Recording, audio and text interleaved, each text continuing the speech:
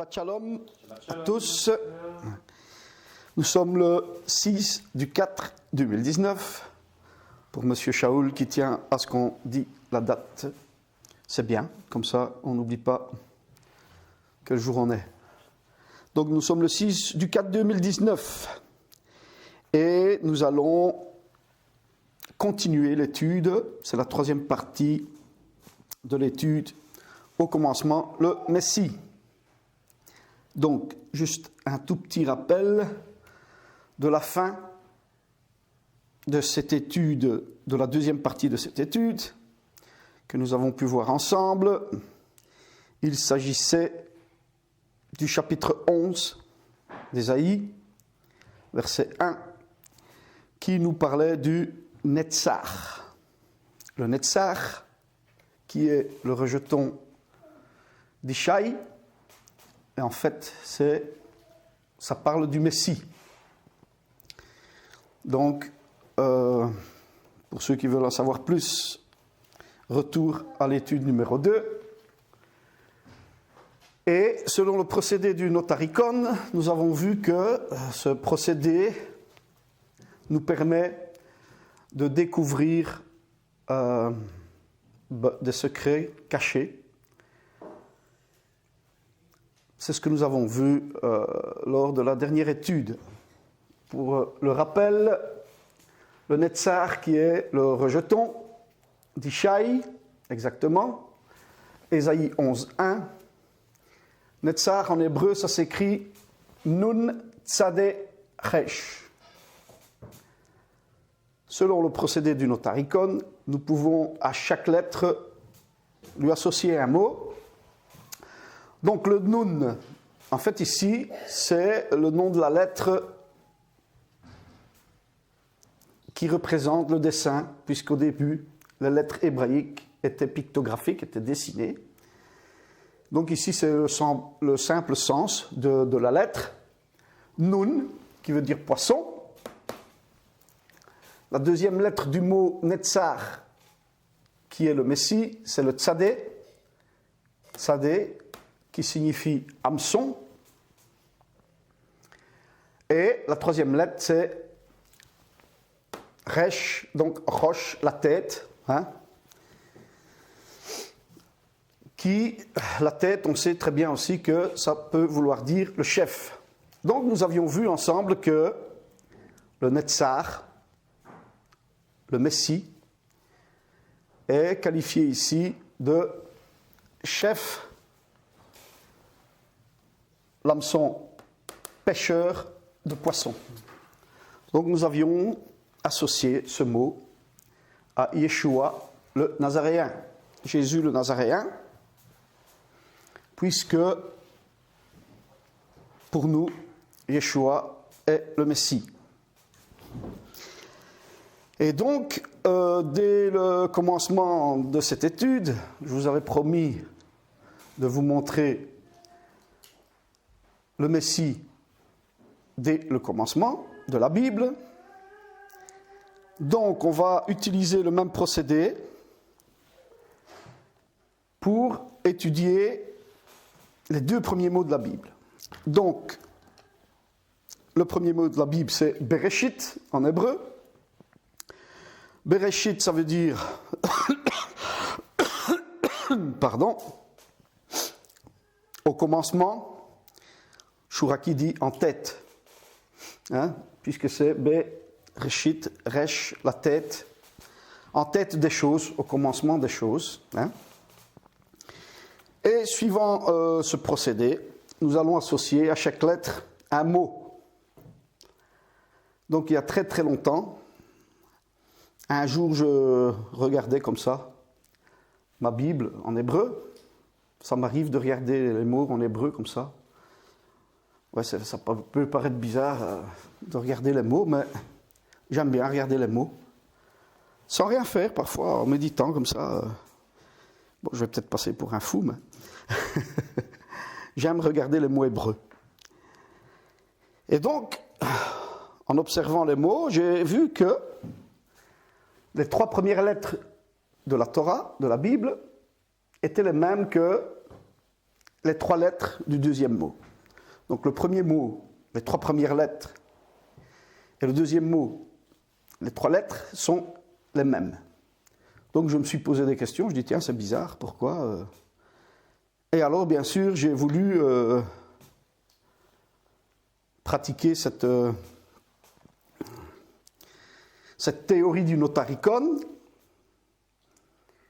En fait j'avais trouvé pour les 3 premières lettres, pour ces 3 lettres-ci et ces 3 lettres-là. Et j'en avais fait part ça fait très très longtemps, à Bruxelles, nous étions encore à Bruxelles, à François, à Ezra, qui lui m'a donné la signification des 3 autres lettres. Donc, j'avais remarqué que, on va utiliser les couleurs, que la première lettre correspond à la première lettre du mot ben, qui est le fils.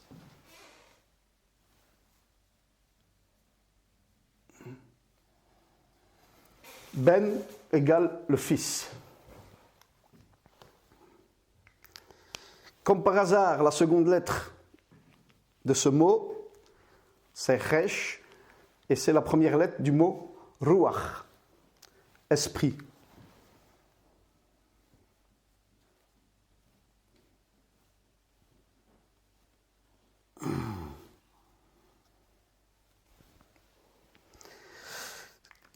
Et, comme par hasard, la troisième, eh bien, c'est la première lettre du mot Elohim, qui est Dieu.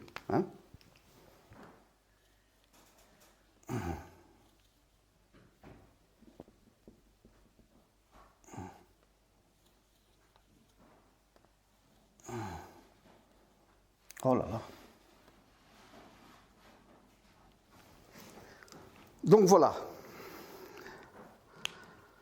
Et ces 3 lettres-là, du mot commencement, sont les mêmes que pour le mot bara. Au commencement, crée. Donc le mot bara, c'est le mot créer. Donc comme je vous ai dit, j'en ai discuté avec Ezra. Et Ezra me dit que, oui, en fait, il y a un rabbin à l'époque qui avait aussi trouvé cela. Et ce rabbin s'appelait, tu t'en rappelles? Non. Donc, il y a un rabbin qui avait trouvé que la même chose, mais plus complet que moi. En fait, la 4e lettre de ce mot, c'est le mot shin. Et le mot shin, c'est la première lettre du mot shalosh, 3. Donc, shalosh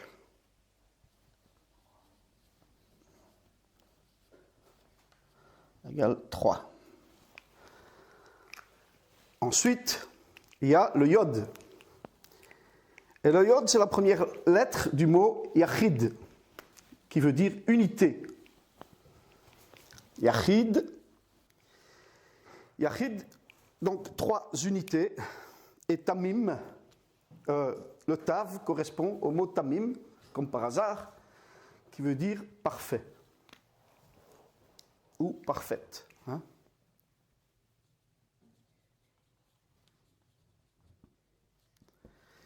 Et donc le hasard, c'est le nom que Dieu prend, d'après Einstein. C'est le nom de Dieu lorsqu'il veut passer un incognito. Et donc, dès le début de la Torah, nous avons le Messie, qui est le Fils. Nous avons la Ruach, nous avons Elohim, 3 unités parfaites. Même chose pour les 3 lettres qui suivent. Donc voilà, en ce qui concerne le Messie, dès le début de la Torah. Voilà. Alors, comme promis, lors de la dernière vidéo, à présent, nous allons continuer à parler du Messie et nous allons nous pencher sur Ésaïe 53. Alors, qu'est-ce qui se passe au sujet d'Ésaïe 53 ? C'est que certains rabbins pense que Ésaïe 53 parle, vous savez qu'Ésaïe 53 parle des souffrances du Messie, mais certains rabbins pensent qu'il s'agit du peuple d'Israël, que le peuple d'Israël aurait souffert pour le pardon des péchés du peuple. D'autres rabbins, par contre, et disons que c'est assez équilibré dans la balance, d'autres rabbins pensent qu'il s'agit d'un seul homme dans Ésaïe 53. Et le christianisme pense aussi qu'il s'agit d'un seul homme. Donc, directement ici, il y a une question qui se pose. Cette question, c'est la suivante. Est-ce qu'un homme seul peut être à l'origine du salut humain? Est-ce que c'est possible, ça? Qu'un seul homme puisse être à l'origine du salut humain? Bon, on a deux, trois exemples dans la Bible, mais il y a quelque chose qui est très logique, c'est que lorsque nous étudions la Torah, on peut se rendre compte que le péché est entré dans le monde à cause d'un seul homme. Cet homme, c'est Ève. C'est Adam. Mais bon, Ève était là aussi. Donc, le péché entre dans le monde par un seul homme, et ce seul homme va transmettre ce péché, malheureusement, à toute l'humanité. Donc, si le péché a pu entrer dans le monde par un seul homme, ce serait tout à fait logique qu'un seul homme puisse faire sortir le péché du monde, puisse être à l'origine du pardon de tous les péchés de tous les hommes. Donc ça, c'est un truc tout à fait logique. Je pense qu'il ne faut pas... lorsqu'on étudie la Torah aussi, on voit qu'il y a mesure pour mesure. Donc Yeshua aussi en parle, mesure pour mesure. Alors, premier exemple, dans la Torah, cet exemple c'est Noé, bien sûr. Noé, chapitre 6, 8 et 9 nous dit, Genèse, chapitre 6, versets 8 et 9 nous dit, Noé trouva grâce aux yeux de l'Éternel. Pour revenir un peu dans le contexte, les êtres humains étaient devenus des êtres débauchés, plus personne ne tenait compte de Dieu, et donc l'Éternel décide d'éliminer les êtres humains de la face de la terre. Mais Noé trouva grâce aux yeux de l'Éternel. Noé était un homme juste et intègre dans son temps, parmi sa génération. Noé marchait avec Dieu. Donc Noé trouve grâce aux yeux de l'Éternel. Qu'est-ce qui se passe? Eh bien, Dieu va quand même éliminer tous les hommes et toutes les femmes de la terre, sauf Noé qui trouve grâce à ses yeux. Donc, un seul homme est à l'origine du salut de l'espèce humaine, je dirais, si on peut parler comme ça. Voilà pour Noé. Alors, on a un autre exemple, qui est Moshe. Et nous allons voir que Moshe, ce n'est pas n'importe quel homme. Nous allons le voir dans l'étude ici. Donc, lorsqu'on étudie le parachute, lorsqu'on étudie la Torah, on peut se rendre compte à plusieurs fois, plusieurs reprises, je pense qu'il y a 3 fois dans la Torah, que Moïse va sauver la vie de son peuple. Par exemple, Exode 32, 9 et 10, l'Éternel dit à Moïse, « Je vois que ce peuple est un peuple au cou raide. Maintenant, laisse-moi. Ma colère va s'enflammer contre eux et je les consumerai. Mais je ferai de toi une grande nation. Donc, ici, on voit que l'Éternel, la colère de l'Éternel s'enflamme contre le peuple et il veut éliminer le peuple hébreu qui vient de sortir d'Égypte. Et en fait, l'Éternel veut repartir pour refaire le peuple juif à partir de Moshe, à partir de Moïse. Donc déjà, on se rend compte que Moïse, ce n'est pas n'importe qui. Et alors, on peut lire au verset 14. Donc, on voit que Moïse implora l'Éternel, son Dieu.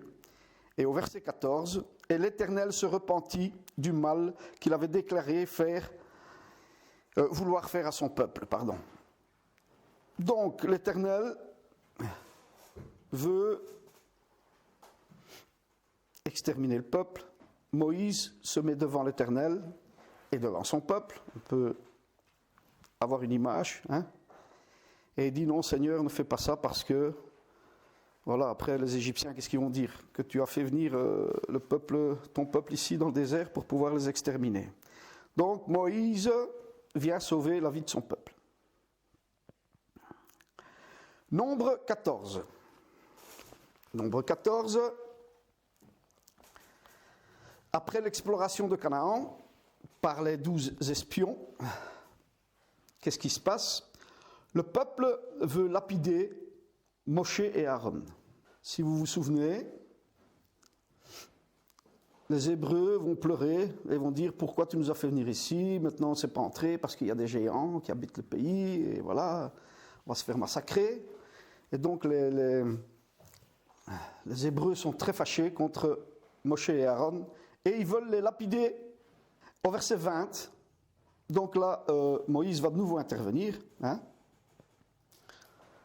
Et au verset 20, l'Éternel dit, « Je pardonne comme tu l'as demandé. » Donc vous pouvez lire Nombre chapitre 14, vous pouvez lire de 1 à 20 pour être dans le contexte et voir qu'est-ce qui se passe. Donc une fois de plus ici, Moshe va intervenir pour sauver le peuple. Sinon, le peuple disparaît. Donc il est clair que l'intervention d'un seul homme, un tzaddik, un juste, comme nous l'avons vu avec Noé, donc grâce à cette intervention, Dieu peut pardonner les péchés du peuple, peut pardonner le peuple. Donc comme je vous l'ai déjà dit, Moshe est appelé dans la Torah le serviteur de l'Éternel. C'est important, cette expression, le serviteur de l'Éternel. Mon serviteur. Plusieurs fois, Dieu dit, Moshe, c'est mon serviteur. Et même dans l'Apocalypse, on voit que c'est écrit, Moshe, mon serviteur. Alors, bien sûr, il y a un lien bien connu dans le milieu juif. Moshe égale Mashiach, Mashiach égale Moshe. Ça se dit. Donc Moïse, c'est comme le Messie, et le Messie, c'est comme Moïse.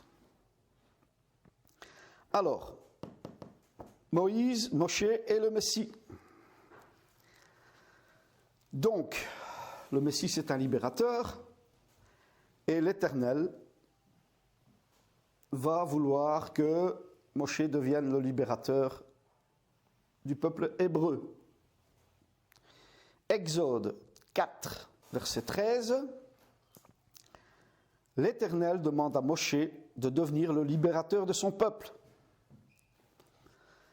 Bon, on voit que Moïse n'est pas très très chaud. Il a un peu peur, je crois. Donc Moshe hésite et il dit, « Ah Seigneur, envoie qui tu voudras envoyer. » Envoie quelqu'un d'autre. Mais bon, dans la version seconde, c'est « Ah Seigneur, envoie qui tu voudras envoyer. » Envoie quelqu'un d'autre dans d'autres traductions. Chouraki, lui, traduction littérale, « Envoie donc avec la main de qui tu enverras. » Oui, ça peut paraître bizarre, mais c'est ce qui est écrit en hébreu. Donc, envoie donc avec la main de qui tu enverras. En fait, Moshe il est en train de dire ici, Seigneur, écoute, envoie le Messie maintenant, et comme ça tout est réglé, on n'a plus rien à faire, quoi. Mais bien sûr, la Torah, la Bible, a besoin, comme on dit, chaque chose à son temps, et il fallait que les Hébreux passent par toutes ces souffrances, pour pouvoir engendrer le Messie. Exode 18:15. Moshe dira au peuple, voilà,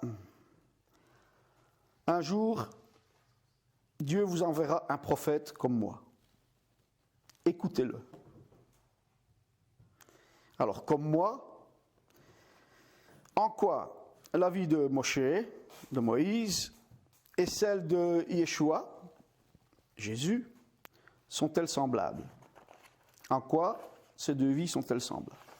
Premièrement, tous les deux, Moshe et Yeshua, devaient mourir lorsqu'ils étaient enfants. Dès leur naissance, on veut les tuer. Alors, nous savons que le pharaon représente le serpent dans la Torah.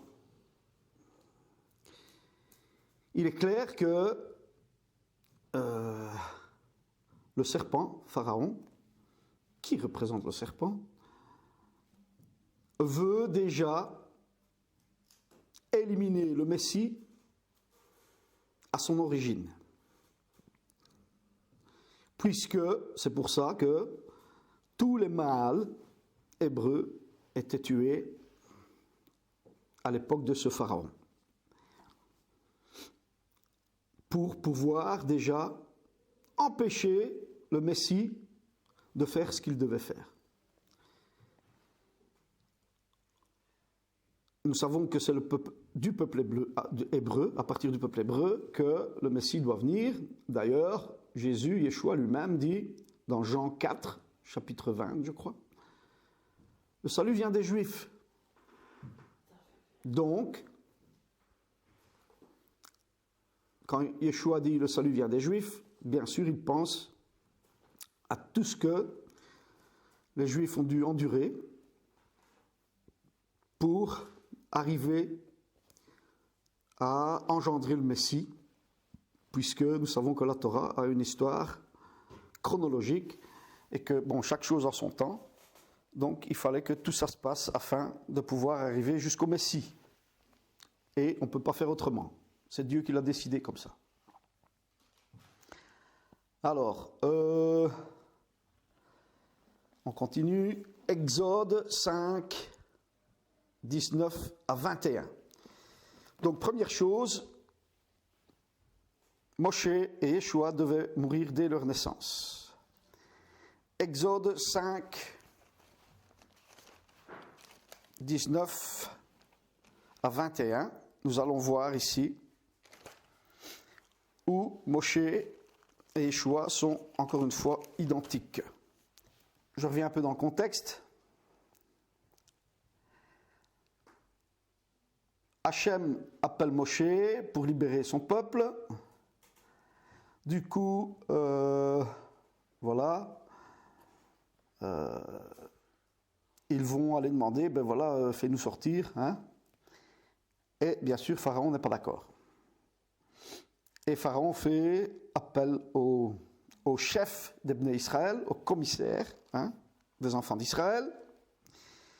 Et donc voilà ce qui dit le verset 19. Les commissaires des enfants d'Israël virent qu'on les rendait malheureux.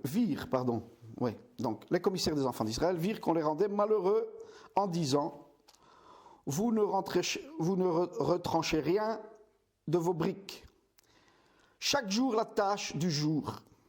En sortant de chez Pharaon, les enfants d'Israël, les responsables des enfants d'Israël, en sortant de chez Pharaon, ils rencontrèrent Moshe et Aaron qui les attendaient et ils leur dirent que l'Éternel regarde et qu'il juge.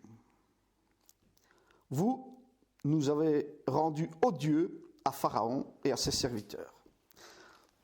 Donc, rien de spécial dans ce verset, sauf si on le lit dans la Chouraki, qui traduit de façon littérale.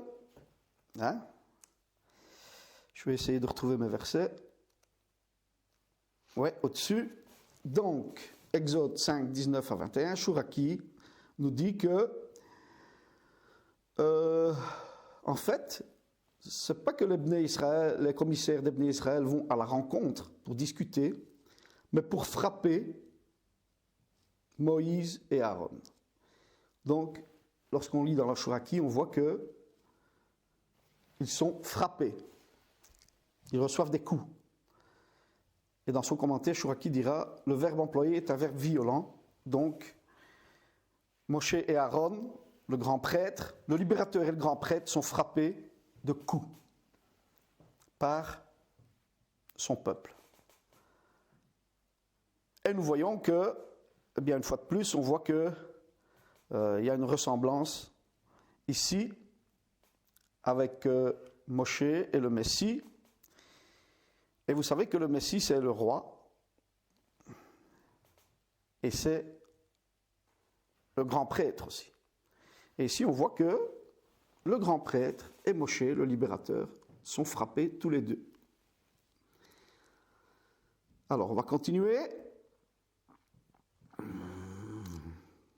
Tout au long de la Torah, on peut se rendre compte d'une chose. Lorsqu'on étudie les parashotes, on se rend compte que très très souvent, l'autorité de Moïse est remise en question, ainsi que son titre de libérateur. Souvent, les enfants d'Israël diront « Tu nous as fait venir dans le désert pour nous faire mourir. Choisissons-nous un autre chef, choisissons-nous un autre libérateur. » J'extrapole en disant « Choisissons-nous un autre Mashiach. Hein? Que Moïse et retournons en Égypte. » Donc on voit ici que comme le Messie, lorsque il était sur terre, son autorité était très souvent remise en question et il se faisait quand même insulter pas mal. Hein? Donc ici on voit encore une fois la ressemblance entre Moshe et Mashiach. Alors on continue avec Moshe. Moshe était parfois le médiateur entre Dieu et son peuple. Moshe et Aaron aussi servaient de médiateur entre Dieu et son peuple. Un exemple dans la Torah. Lors du don de la Torah, Israël avait peur d'entendre la voix de l'Éternel. Souvenez-vous? Donc Israël avait peur d'entendre la voix de l'Éternel. Ils avaient peur de s'approcher de la montagne sainte. Hein, et ils ne s'approchaient pas de la montagne, ils restèrent bien loin de Dieu et de la montagne. Exode 20, 18. Ils dirent à Moïse, les enfants d'Israël dirent à Moïse, « Parle-nous toi-même et nous écouterons. Mais que Dieu ne nous parle point, de peur que nous mourions. » Donc on voit que le peuple d'Israël envoie Moshe pour recevoir le message de Dieu, parce qu'eux avaient peur de mourir. Donc ici on voit très bien que Moïse sert de médiateur. Quasi à chaque chapitre de la Torah, on peut lire ceci. Dieu parla à Moshe, Dieu parle à Moïse, et lui dit, parle aux enfants d'Israël et dis-leur. Hein? Donc on voit que c'est Moïse qui est le médiateur, qui reçoit tous les commandements, toute la parole de Dieu, et enseigne le peuple de ce qu'il doit faire, parce que le peuple avait peur d'aller prendre les renseignements lui-même. Donc, on peut se rendre compte que sans Moshe et sans Aaron, il n'y a pas d'accès à Dieu. ni à sa parole. Donc Moshe et Aaron sont bien médiateurs entre Dieu et les hommes dans le désert. Donc à plus forte raison, le Messie qui est supérieur à Moshe,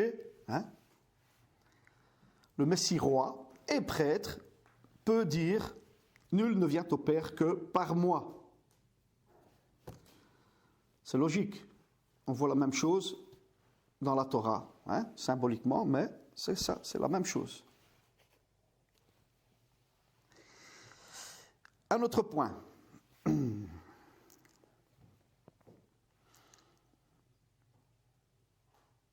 Où on peut remarquer les similitudes entre Moshe et le Messie.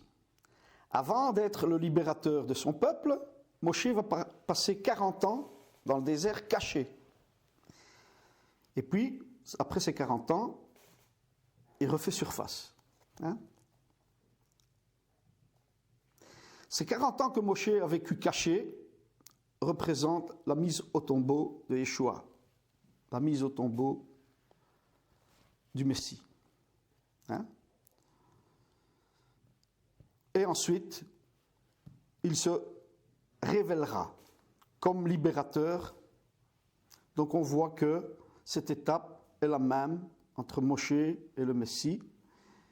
Il est caché et puis il se révélera comme libérateur. Donc caché, révélé. Le Mashiach est caché pour le moment. Il est caché à nos yeux. Et lorsqu'il reviendra, il va de nouveau se révéler en tant que libérateur.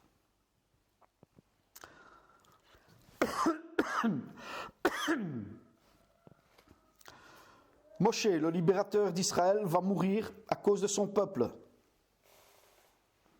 Deutéronome 4, 21 dit ceci. L'Éternel s'est courroiessé, donc l'Éternel s'est mis en colère contre moi, à cause de vous. Il a juré que je ne franchirai pas le Jourdain. Donc, revenons un peu dans le contexte. Au lieu de parler au rocher, Moshe, il l'a frappé, alors que Dieu lui avait demandé de parler au rocher. La première fois, il lui avait demandé de frapper le rocher. La seconde fois, il lui a demandé de parler au rocher. Mais à cause des enfants d'Israël, il y a encore eu tout un foin là autour de ce rocher. Moïse se met en colère et frappe le rocher. Du coup, Dieu dit, ben voilà, ton voyage, ça va s'arrêter ici, plus ou moins. Donc, le libérateur d'Israël meurt à cause du peuple.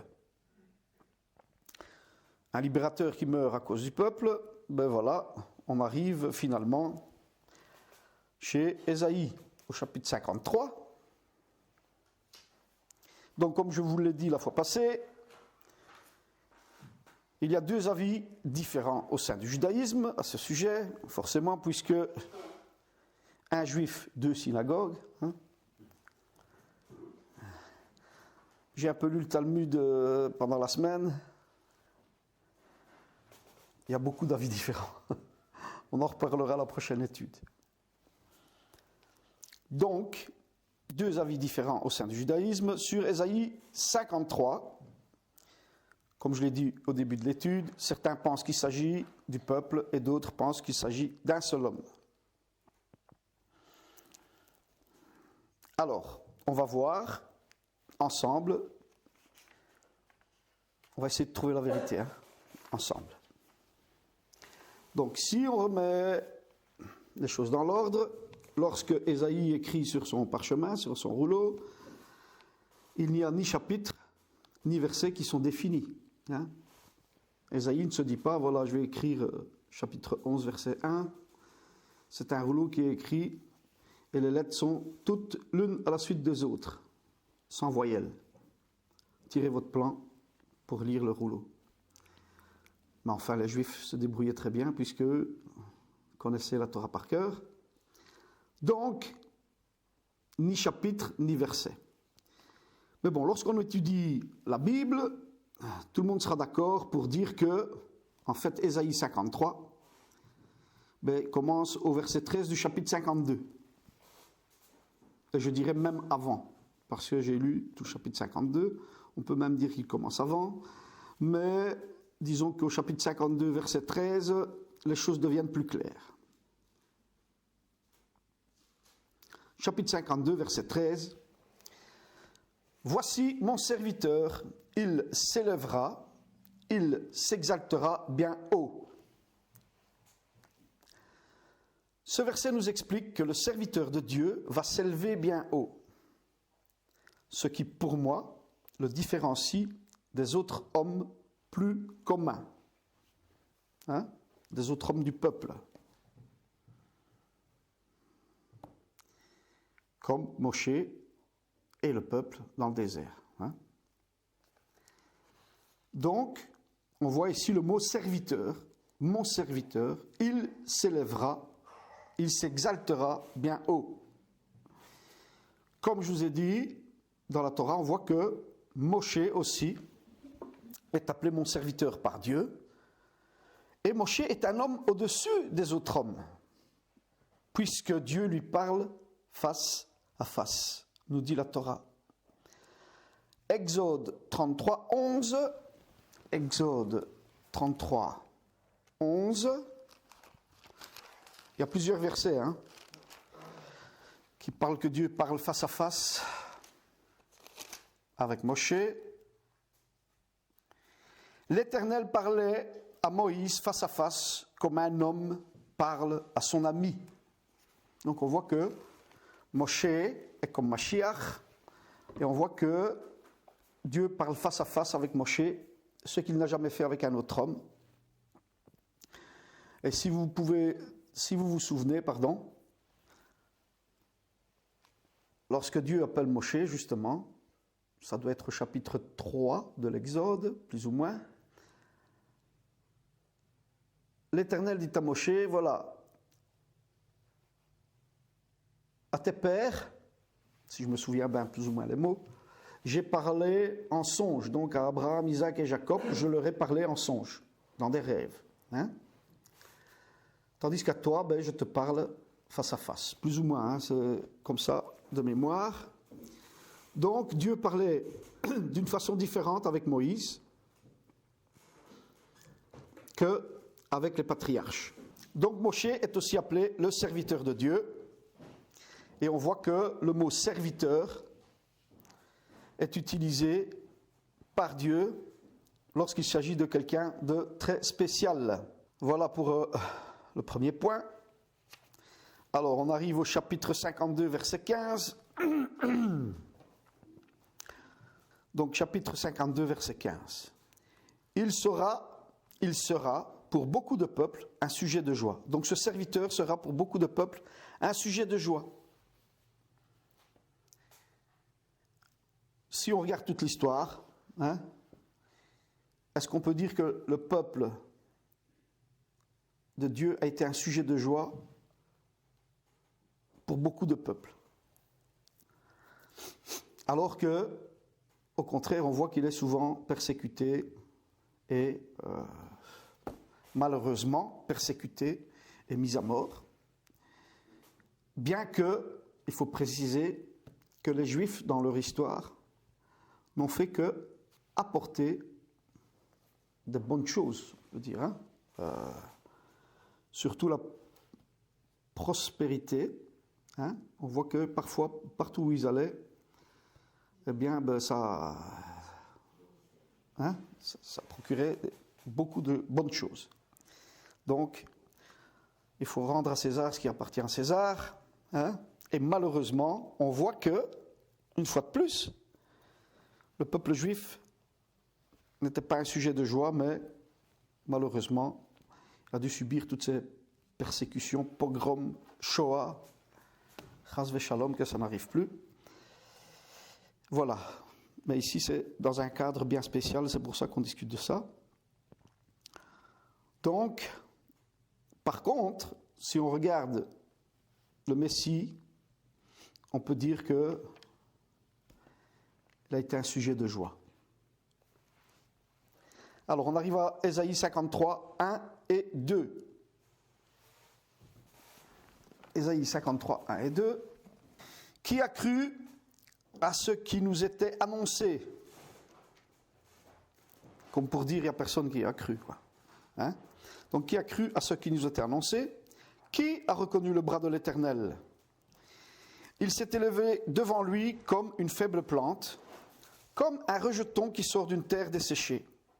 Il n'avait ni beauté ni éclat pour attirer nos regards et son aspect n'avait rien pour nous plaire. Donc, il s'est élevé devant lui comme une faible plante et comme un rejeton qui sort d'une terre desséchée. Si à présent je lis Ésaïe chapitre 11 verset 1 pour voir à qui Ésaïe fait allusion ici en parlant du rejeton. Je pense qu'Ésaïe parle de la même personne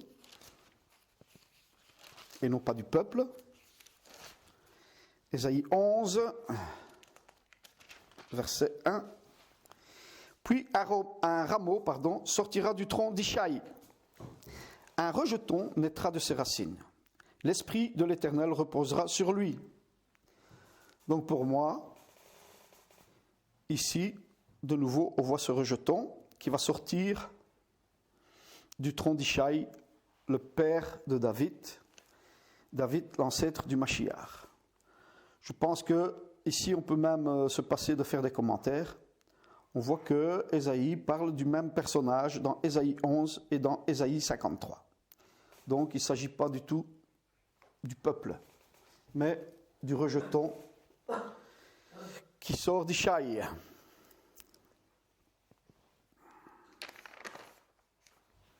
Alors on va continuer. Ésaïe 53, 5. Ésaïe 53, 5. Ésaïe 53, 5, il est où? Ici. Mais il était blessé pour nos péchés, brisé pour nos iniquités. Le châtiment qui nous donne la paix est tombé sur lui, et c'est par ses meurtrissures que nous sommes guéris. Donc, mais il a été blessé. Je reprends mes notes. Je viens de lire dans la version second. Il a été blessé pour nos péchés.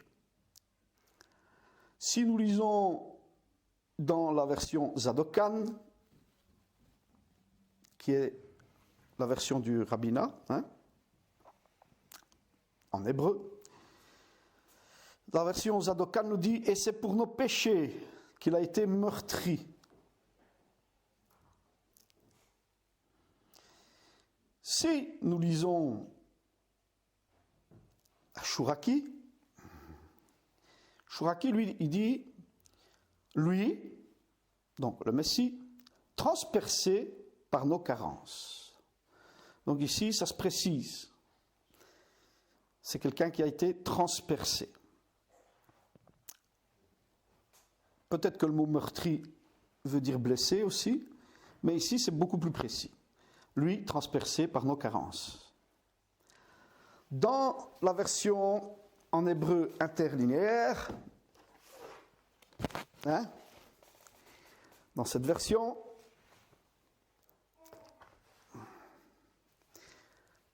elle dit ceci. Et lui, percé à cause de nos révoltes, écrasé, déprimé, à cause de nos fautes. Lui, percé à cause de nos révoltes.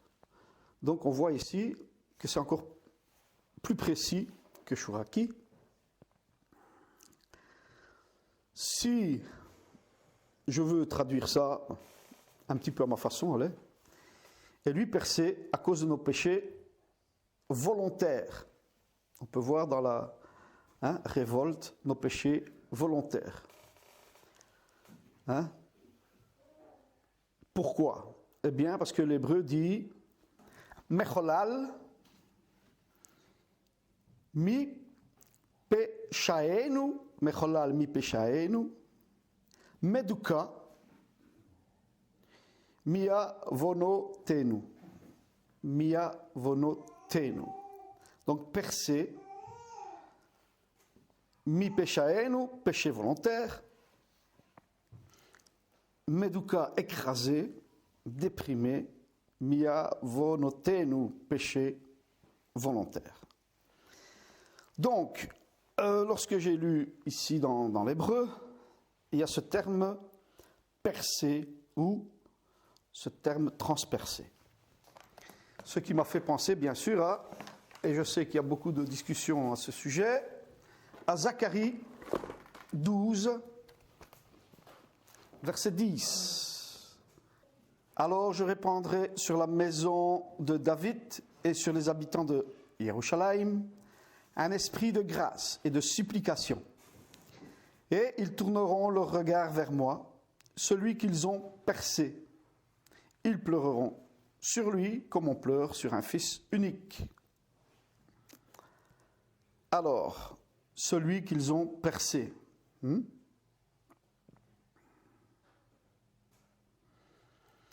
J'ai vérifié dans la version Zadokan, qui est la version du rabbinat, et j'ai vérifié dans l'interlinéaire qu'ils utilisent le terme dakaru, qui veut dire transpercé. Donc, ces passages nous montrent bien que ce serviteur a été percé ou transpercé, et donc ce n'est pas la peine de faire un dessin de qui il s'agit, puisque nous savons très bien que Yeshua, en fait, il a été percé, puisqu'on lui a cloué les mains et les pieds, et il a même été transpercé aussi par la lance, si on peut dire ça comme ça, par la lance du Romain, puisque c'est les Romains qui ont tué Yeshua. Alors, nous avons ici, nous sommes arrivés à Ésaïe 53,5, plusieurs preuves qu'il s'agit d'un homme et non pas du peuple. Alors, Ras Veshalom, je ne veux enlever en rien